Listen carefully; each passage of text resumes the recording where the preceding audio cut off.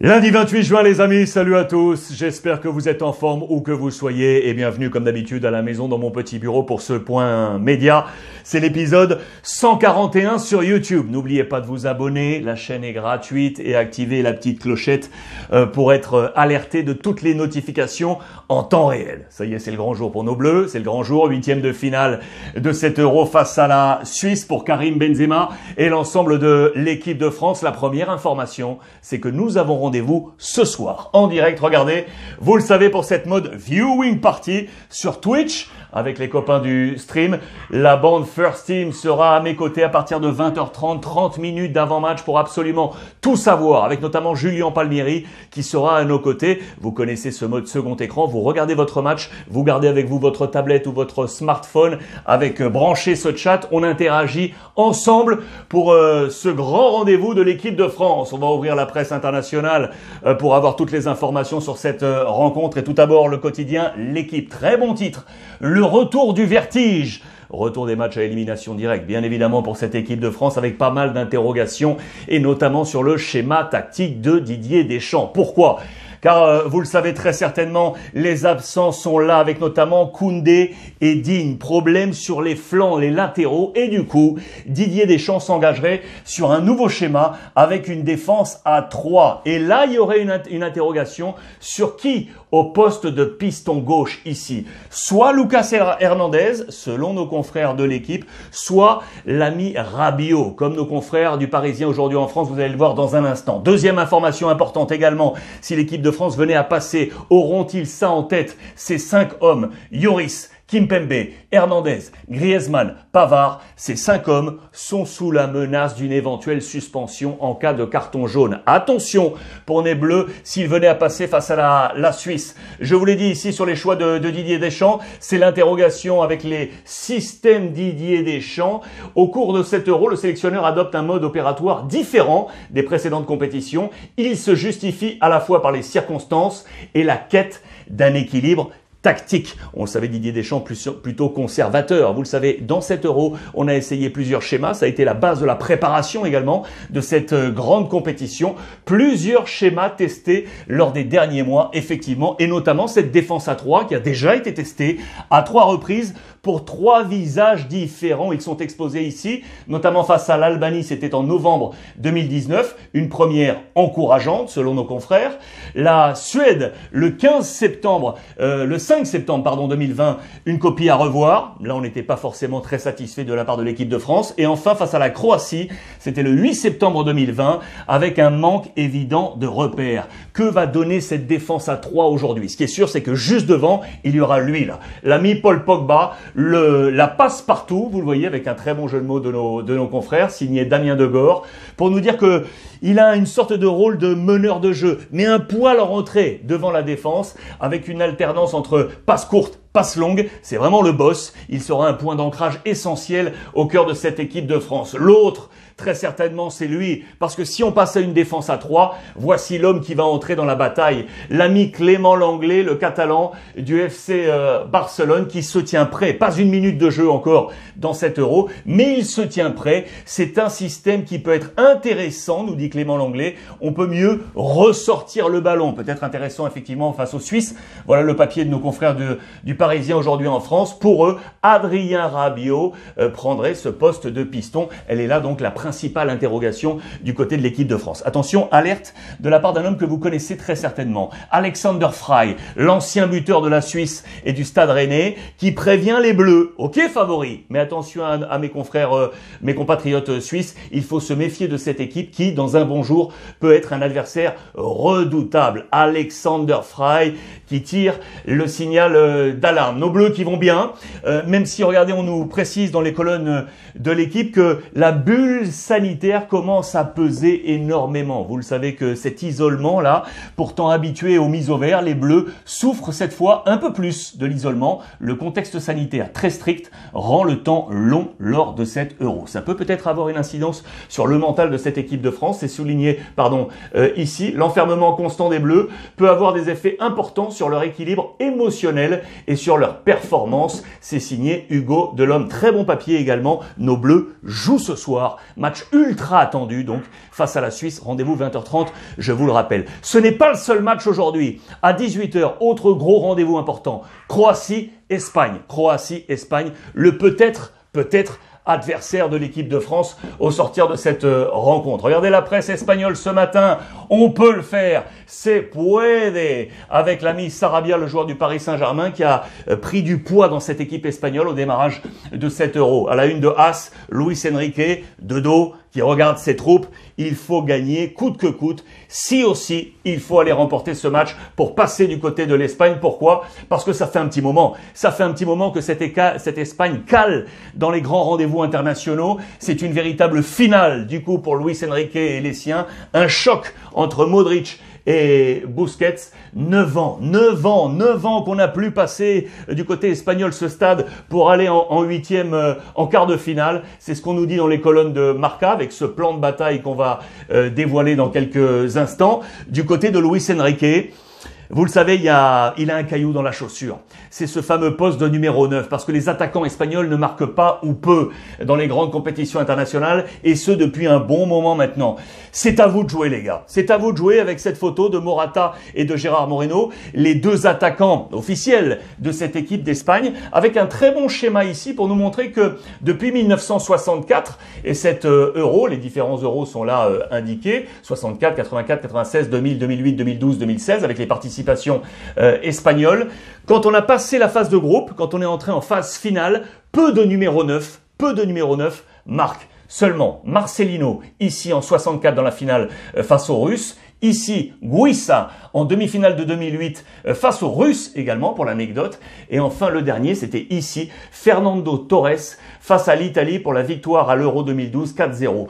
1, 2, 3 seulement attaquants avaient réussi à marquer dans ces phases à élimination, phase finale, dans ces différents euros. Voilà la pression mise sur Morata et l'ami Gérard Moreno. Attention côté croate parce que les Espagnols connaissent parfaitement l'ami Modric, le maître à jouer du Real Madrid, qui a perdu des amis. Ça veut nous dire quoi? Ça veut nous dire que les Croates ont perdu Perisic, touché par la Covid, écarté, un gros poids pour les Espagnols en moins. Lovren, lui, est touché également. Perisic, Lovren, absent de ce match, il perd ses amis. Pour autant, attention à ce groupe croate qui a l'expérience de la dernière Coupe du Monde, vous le savez, toujours 12 vice-champions du monde présents dans ce groupe avec énormément d'expérience du côté de la Croatie. Luis Enrique qui va compter sur son milieu de terrain et notamment un homme, le petit Catalan Pedri. On ne pensait pas le voir arriver à ce niveau-là et pourtant, 3 fois 90 minutes. Il a joué les 3 matchs dans l'intégralité du plan de Luis Enrique. Pour lui, il n'y en a pas d'autres comme lui en dehors comme sur le terrain. Et on parle de lui ici dans les colonnes de El País, de sa résistance. 3 fois 90 minutes. Quand il était plus jeune, Pedri il faisait de l'athlétisme. Il a pris du corps, il a pris du cœur, il a le volume pour aller jouer ce match pour les Espagnols. On va ouvrir ainsi cette composition d'équipe probable face à la Croatie et tenter ensemble de trouver le meilleur pronostic. On va y aller. Alors côté espagnol, on a Unai Simón dans les buts, Eric Garcia, Laporte, Azpilicueta, Jordi Alba, il est là, Pedri, Busquets, Koke, Dani Olmo, Morata et Sarabia. Attention à cette équipe donc croate avec Kovacic, Brozovic, Modric. Regardez cette ligne au milieu est absolument incroyable. Devant c'est du Petkovic, notamment Livakovic dans les buts avec Kaletačar que vous connaissez. Ce groupe est là. Qu'est-ce que ça donne au niveau des cotes? Je vous rappelle que ça bouge à tout moment. Avec le copain de NetBet, vous allez sur les différentes plateformes et vous jetez un coup d'œil. Je vous ai mis les 2 matchs, bien évidemment. Suisse-France. Alors, à l'heure actuelle, les Français sont à 1,65, favoris. 3,85 le match nul. La victoire de la Suisse est à 6,50. Je vais aller sur nos bleus. Ici, à 1,65. Les Espagnols face aux Croates. Outsider, la Croatie à 7,25. Match nul à 3,90. Les Espagnols favoris à 1,58. Vous connaissez ma double nationalité, les amis. Je suis obligé d'aller là.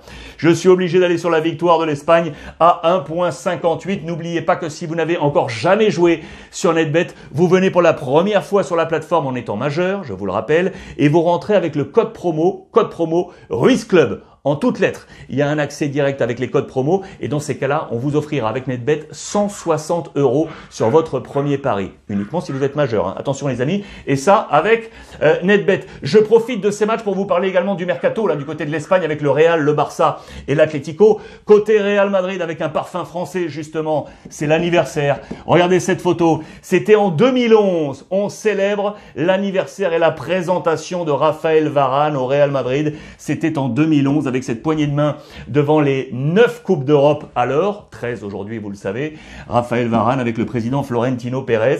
C'est à noter pourquoi dans les colonnes de Marca, parce que c'est un anniversaire et un guignol à Varane. Un guignol c'est un petit appel du pied pour lui dire attention, attention. Pourquoi attention? Parce que le Real Madrid n'a pas forcément célébré ses 10 ans d'anniversaire. Raphaël Varane l'a fait sur l'ensemble de ses réseaux sociaux. Il n'y a pas eu une énorme résonance du côté du Real Madrid. Pourquoi? Parce que vous le savez, on est en pleine renégociation de contrat et du coup c'est un bras de fer qu'on se livre. En tout cas ça fait 10 ans que Varane avait été présenté côté Real Madrid. Notez qu'au Real c'est la révolution sur les bancs. Le premier vous le savez avec Carlo Ancelotti qui a succédé à Zinedine Zidane, mais sur les différents bancs côté Real avec l'équipe réserve et les plus jeunes, on est en train de changer de coach. On remanie l'effectif staff du côté de Florentino Pérez. Carlo Ancelotti qui est là à la préparation déjà de la prochaine saison. Il n'aura que 12 joueurs à dispo lorsque le Real va redémarrer sa préparation physique entre l'Euro, la Copa América et les Jeux Olympiques. 12 joueurs seulement à dispo côté Carlo Ancelotti. Il pourra compter notamment sur ces deux-là, là, vous le savez, Alaba et Gareth Bale avec des chemins croisés. Regardez, ils sont à la croisée des chemins. Pourquoi? Parce que les deux sont sortis de cet Euro avec des physionomies diverses, on va le dire, dans ces éliminations. Les Gallois, terrible face au Danemark, ils ont pris une gifle. Du coup, Gareth Bale est sorti. Il doit revenir par contrat au Real Madrid. Que va-t-il se passer? Point d'interrogation sur son avenir. Lui, David Alaba, éliminé, oui, par l'Italie, mais très belle performance avec l'Autriche. Il vient avec des points marqués dans l'effectif de Carlo Ancelotti. Du côté du Barça, les amis, attention, attention, regardez ce qui se passe. Limite 72 heures pour Léo Messi. Dans 72 heures, le contrat qui lie Messi au FC Barcelone sera terminé, les amis. Je dis bien terminé. Et la prolongation de contrat n'est pas encore trouvée entre les deux parties. À noter du coup qu'il est engagé, vous le savez, avec l'Argentine du côté de la Copa América. Match face à la Bolivie, ce qui veut dire qu'au sortir de ce match, l'Argentine direction quart de finale. Si l'Argentine passe en quart de finale, le quart de finale pour Messi se jouera sans équipe. Sans équipe, il ne sera pas sous contrat lorsqu'il jouera ce quart de finale avec l'équipe d'Argentine. C'est assez incroyable, mais c'est une anecdote à préciser. Limite 72 heures pour Lionel Messi. Côté Barça, toujours avec deux inquiétudes. On s'interroge sur les contrats de ces deux hommes-là. Ici, Ter Stegen et Fati. Pourquoi? On ne parle pas de mercato, c'est pour leur état physique. Leur état physique, tout simplement. Regardez, deux problèmes là pour le Barça. Avec Ter Stegen, vous le savez très certainement, qui a été opéré le 20 mai dernier et qui ne pourra pas être présent pour le démarrage durant quelques semaines avec le Barça. Et lui, le jeune Ansu Fati, c'est déjà la 4e opération pour lui. Du coup, le Barça commence à s'interroger sur l'avenir de Fati au Barça. Deux problèmes côté FC Barcelone. En attendant, on a pris des capitaux, ça y est, c'est officiel. Vous le savez, on l'a suivi comme un feuilleton dans notre revue de presse tous les matins. Todibo, Nice a levé l'option. 8,5 millions d'euros dans les caisses du FC Barcelone. Todibo, n'est plus catalan. Il va donc officiellement revêtir le maillot niçois avec lequel il était prêté la saison passée. Enfin, l'Atlético Madrid, deux choses à vous montrer. C'est que Koké, le capitaine, va bien. Tout va bien pour Koké. Il est en plein cœur de 7 euros. Il est au même niveau que celui avec lequel il avait terminé la saison avec l'Atlético. C'est un indiscutable, bien évidemment, à la fois côté Atlético et côté espagnol. Voilà, c'est un fer de lance à préciser pour le match de ce soir face à la Croatie. Et puis là, en revanche, les patates chaudes de Berta. Berta, c'est le directeur sportif de l'Atlético Madrid. Patates chaudes, pourquoi? Parce que vous le savez, ces deux hommes-là, Saúl et Vitolo. Saúl veut sortir, veut quitter l'Atlético Madrid. Pas assez de temps de jeu, notamment la première ligue qui l'intéresse. Et le deuxième, c'est Vitolo également qui pourrait sortir. Attention à ces deux hommes. Mais pour l'instant, on ne trouve pas encore issue. L'avantage, c'est que l'Atlético, ça y est, a enfin reçu des capitaux venus de l'extérieur. Voilà qui va permettre à Simeone de relancer son marché des transferts et peut-être ainsi de libérer ces deux hommes. Voilà, on va tourner la page les amis, on va tourner la page avec la deuxième partie et le tableau de l'Euro pour voir ce qui va se passer aujourd'hui et la résonance du match attendu, très attendu entre l'Italie et la Belgique. Voici le tableau actualisé de cet Euro absolument incroyable. L'équipe de France est donc ici, ce soir face à la Suisse. L'adversaire possible, si on passe, Croatie-Espagne, c'est 2 matchs aujourd'hui. On va faire un focus là maintenant sur là, ce qui nous attend ici les amis. Quart de finale entre l'Italie et la Belgique, plus focus sur ce 8e entre l'Angleterre et l'Allemagne. Le tableau avec les copains de NetBet. Et tout d'abord, sur la qualif des Belges. Quel match hier entre la Belgique et le Portugal. Victoire 1-0 de nos amis voisins belges avec ce phénoménal à la une. À nous l'Italie, à la une de la Meuse, transformée, regardez, avec les petites cornes de diable et la queue ici, pour les Diables Rouges belges. Les 2 frères Hazard, avec du plus et du moins pour eux, bien évidemment. Et on va ouvrir ces pages pour comprendre pourquoi. Le plus, il est là, pour lui. Thorgan Hazard, c'est lui qui a marqué le but de la victoire pour la Belgique. Le moins, il est là pour Eden Hazard qui est sorti blessé. Va-t-il pouvoir continuer la compétition? Vraisemblablement, les amis, c'est un non. Attention, c'est un non. Information aujourd'hui et notamment sur les comptes officiels de Sacha Tavolieri qui est avec nous tous les soirs dans le mag à 23 h. La Belgique, la belle Andalouse, ça se jouait à Séville. Ce match, voilà pourquoi on nous titre là-dessus les notes de nos amis belges, tout simplement pour aller chercher le fait que pour la 4e fois de suite, depuis 2014, les Diables se qualifient pour les quarts de finale d'un grand tournoi. Voilà aujourd'hui une grosse nation du football européen, cette Belgique, avec l'excellent travail de Roberto Martinez. La frappe, elle est ici, de l'ami Thorgan Hazard pour sortir Cristiano Ronaldo, tenant du titre, direction la maison pour les Portugais. Les notes côté les dernières heures de Bruxelles, les notes bien évidemment, très bonne note pour Thorgan Hazard qui a pris un 7.5, mais il n'est pas le meilleur note. Il n'a pas la meilleure note. C'est 8.5 pour Vermaelen les amis, le vieux Vermaelen sur lequel on avait des doutes. Il a été excellent, le joueur de Vissel Kobe du côté du Japon. Il a été excellent dans les plans de Roberto Martinez. Notre équipe a appris à souffrir, le mot fort de l'entraîneur espagnol qui était pour la première fois de retour sur ces terres avec ce costume de sélectionneur belge. Et du coup, on l'a interrogé sur Vermaelen parce que donc il était très critiqué. Vermaelen, pour une interrogation? Il n'est pas trop vieux, les amis. Il a le sang pour aller toucher ce match. Il a été excellent, notamment face à Cristiano Ronaldo. Les 2 hommes forts sont donc là. Vermaelen a relevé le défi CR7, il a été impérial à 35 ans. Très bon défenseur central, on avait un doute sur lui. Bravo, il faut s'incliner face à Verminator, comme on l'appelle. Et puis l'autre, c'est donc Thorgan Hazard, qui a pris une autre dimension. Il n'est plus le frère d'eux, il est Thorgan, qui a été énormissime dans ce match. Le joueur du Borussia Dortmund, qui a été tout simplement élu MVP de la rencontre par l'UEFA. Vous le voyez, ce but à la Ronaldo est le plus important de ma carrière. Il a eu une saison difficile du côté du Borussia. Voilà qui le regonfle et qui lui fait du bien avec son frère. Malheureux dans ce match, je vous l'ai dit, Eden Hazard. Attention, j'ai senti un truc dans l'Ischio. Le joueur et capitaine du Real Madrid est en difficulté. Thibaut Courtois, le gardien en conférence de presse, l'a annoncé. Regardez, il faudrait un miracle, je dis bien un miracle pour Eden. Peut-être que l'Euro d'Eden Hazard est terminé, les amis. Ça, c'est une très mauvaise nouvelle. Les blessures côté Belgique avec ces 2 images fortes. Hazard qui se touche, vous voyez, derrière la cuisse droite. Mais ce n'est pas le seul, puisque l'ami De Bruyne est sorti. Cette image était inquiétante pour les Belges, mais à la fin de la rencontre, on l'a vu avec un peu plus de sérénité. Et pourtant, il avait pris un tacle, les amis. Regardez le tacle. Je vous ai mis ce photomontage là, avec les petites flèches pour vous montrer le contact. Avec Palhinha, le Portugais, à la 45e plus 2 minutes de temps additionnel. Regardez comment la cheville va tourner. Heureusement, vraisemblablement, tout va mieux, tout va bien pour les Belges, c'est à souligner. Ils vont donc retrouver sur leur chemin les Italiens. Regardez la presse italienne. Justement, on va ouvrir cette presse. La presse italienne, ce matin, avant ce match, avant ce quart de finale face aux Belges, avec des titres forts et des visages forts. Bien évidemment, c'est Lukaku, le joueur de l'Inter Milan, qui joue à la maison, entre guillemets, que l'on va retrouver sur son chemin. Ils ont éliminé les Portugais et donc Chiesa, l'homme fort de la qualif des Italiens, face à Lukaku. Voilà le nouveau duel attendu à la une de la Gazzetta dello Sport, avec un choc défensif-offensif. siffle avec les Chiellini Bonucci qui vont se dresser face à Lukaku. À nous deux, le message est lâché du côté de Tuttosport. L'homme fort côté italien, c'est lui.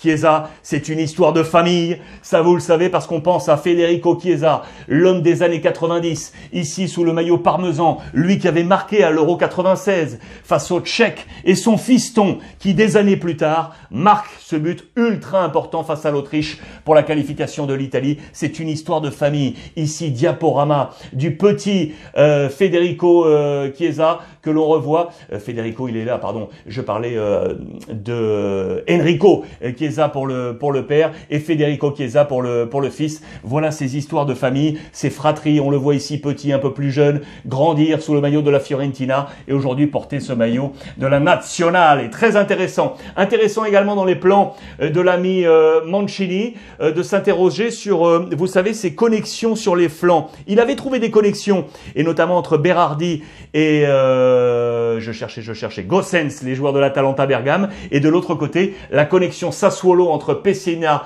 et Locatelli. Et il hésite à reformer de nouveau ces duos de clubs pour ce quart de finale. Ça sera l'une des interrogations d'ailleurs dans ce contexte, parce qu'il y a une histoire d'amitié du coup. Ils sont là, regardez, les deux joueurs de Sassuolo, Locatelli et Pessina. Quand la connexion en club marche, il faut la préserver en équipe nationale. C'est peut-être là que Mancini va de nouveau aller pour ce match face aux Belges. Quand on parle d'amitié, regardez toutes les amitiés dans cette sélection italienne. Bien évidemment, cette défense entre Bonucci et Chiellini. Et puis ici encore, les deux joueurs anciennement de Pescara, avec d'un côté Ciro Immobile et Insigne, les copains de Verratti lorsqu'ils étaient à Pescara. Amitié, amitié, amitié. Et que dire de celle-ci? Je vous en ai parlé depuis quelques semaines avec l'ami Mancini et Vialli. Ils se connaissent depuis les années 90 avec le maillot de la Sampdoria ici même. Vialli avait une bonne touffe de cheveux encore. L'ami Vialli, vous le savez, a eu un gros cancer. C'était en 2017. Son ami a toujours été là pour l'accompagner. En 2019, voilà ainsi comment il lui propose un poste dans son staff italien. Ils ne se quittent plus. Ils sont à la fabrication de cette équipe italienne. Où il y a un homme également fort qui s'est révélé dans cette équipe, c'est l'ami Spinazzola, le latéral de l'AS Rome, qui a été élu à 2 reprises MVP. C'est un joueur ultra rapide. Il est le numéro 1 d'ailleurs dans les ultra rapides de cet Euro, devant Loïc Nego, le Hongrois d'origine, vous le savez, française, formé du côté de Nantes, avec cette nationalité sportive adoptée du côté de la Hongrie où il joue depuis plusieurs années. Kingsley Coman, numéro 3 des joueurs les plus rapides.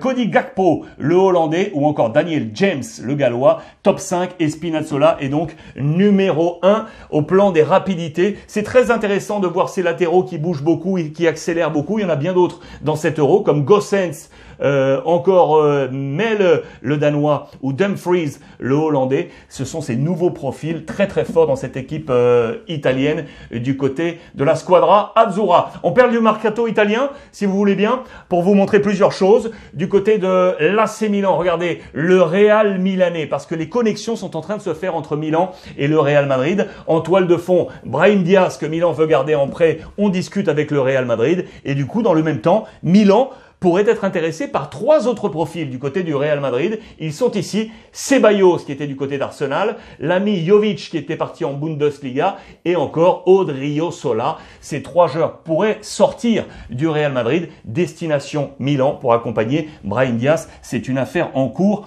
dans les prochaines heures peut-être. Du côté de l'Inter, vous le savez, ça y est, c'est officiel. Achraf Hakimi prend la direction du Paris Saint-Germain, et du coup l'Inter s'oriente vers Bellerin, l'Espagnol d'Arsenal, pour le remplacer, mais il n'est pas la seule option. 2 autres options encore possibles. Zappacosta ici, 29 ans, le joueur de Chelsea évoluant du côté du Genoa, ou encore Manuel Lazzari, 27 ans, joueur de la Lazio. Voilà les choix possibles du côté de l'Inter pour pallier l'absence et le départ d'Achraf Hakimi pour la formation interiste. Du côté de la Juve, je voulais juste vous montrer ça, la formation de Max Allegri, pour vous dire que la Juve est en train de tout transformer à tous les étages étages, en premier lieu avec le retour de Max Allegri bien évidemment, mais tous les entraîneurs et l'organisation, l'organigramme de la Juve est en train de changer avec Maurizio Arrivabene qui est le nouvel administrateur délégué, le patron de l'ère sportive qui a remplacé Paratici, c'est lui, Cherubini, 50 ans, à ses côtés Marco Storari